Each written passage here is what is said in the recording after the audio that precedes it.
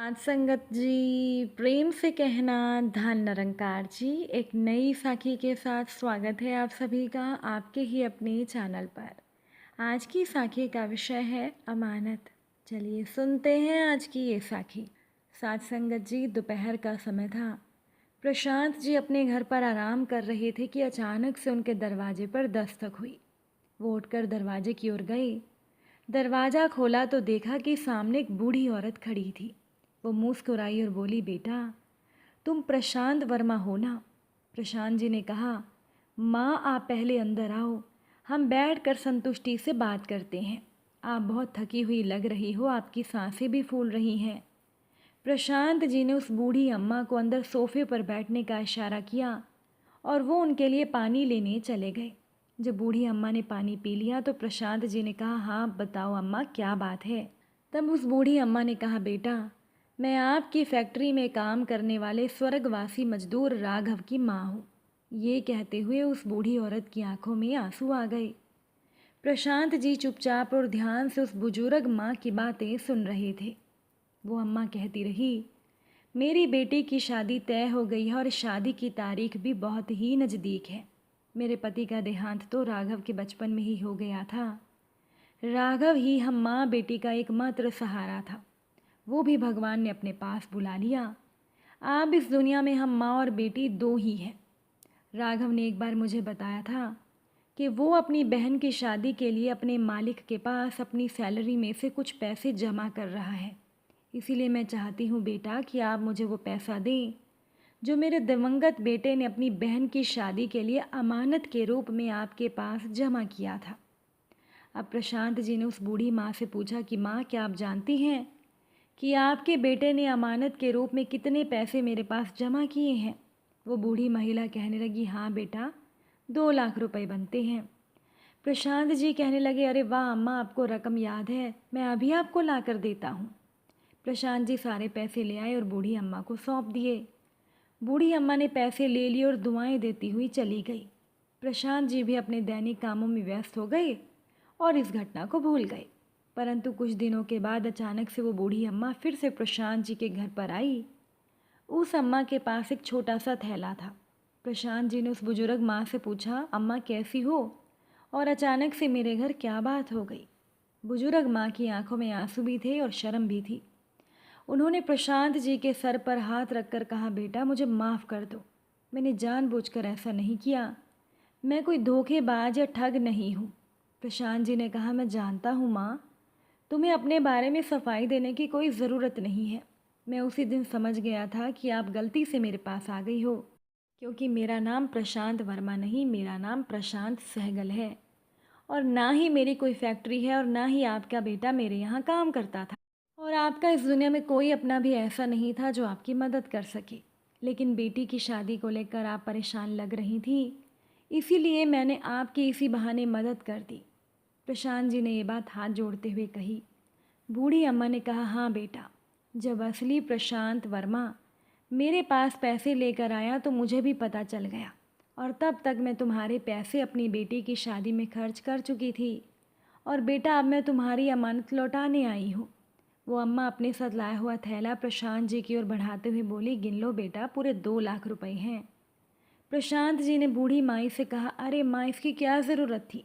ये पैसा आप अपने पास ही रख लो, आपके बुढ़ापे में काम आएंगे। प्रशांत जी ने लाख मिन्नतें की लेकिन वो बूढ़ी अम्मा नहीं मानी। कहने लगी, नहीं बेटा, ये पैसे मैं नहीं रख सकती, ये तो आपकी अमानत है। और ये कहकर वो अम्मा दुआएं देती हुई प्रशांत जी के घर से चली गई। साथ संगत जी, बहुत समय पहले की बात है कि मालवा के राज सिंहासन पर राजा शक्ति सिंह का शासन था। अपने नाम के ही अनुरूप वो राजा बहुत शक्तिशाली था और आसपास के सभी राजा उस राजा की शक्ति का लोहा मानते थे। शक्तिशाली होने के कारण उस राजा के अंदर घमंड आ गया। एक दिन राजा शक्ति सिंह के मन में शिकार खेलने की इच्छा हुई। इच्छा उठने की देर थी कि सारथी को आदेश दिया कि रथ तैयार करो, आज राजा साहब शिकार पर जाएंगे। सारथी ने तत्काल शिकार के लिए आवश्यक सामान रथ में रखकर घोड़े जोते।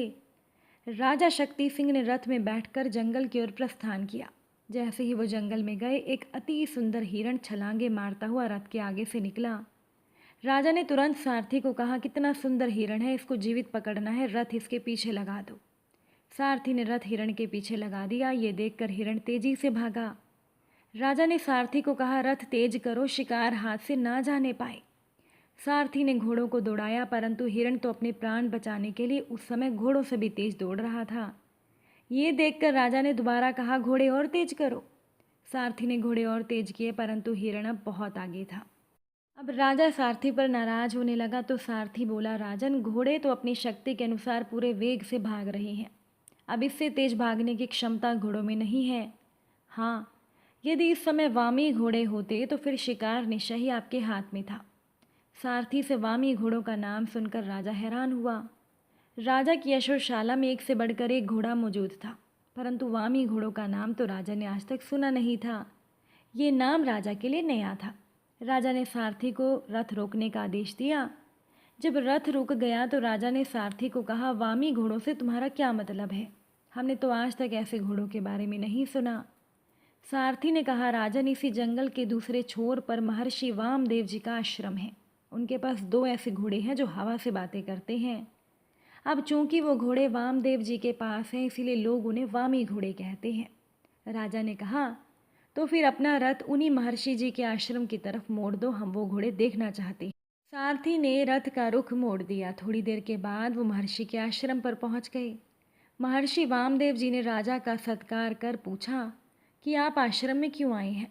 राजा ने हाथ जोड़कर कहा, आपकी कृपा से हम अच्छे हैं। हम शिकार के लिए आए थे। एक हिरण हमारे रथ के आगे से निकला। हिरण बहुत सुंदर था, हम उसे जीवित पकड़ना चाहते थे, परंतु हिरण की गति के आगे हमारे घोड़े पिछड़ गए। उस समय सारथी से हमें पता लगा कि आपके पास हवा से बातें करने वाले 2 घोड़े हैं। आप वो घोड़े हमें कुछ समय के लिए दे दें, शाम को वो घोड़े हम आपको लौटा देंगे।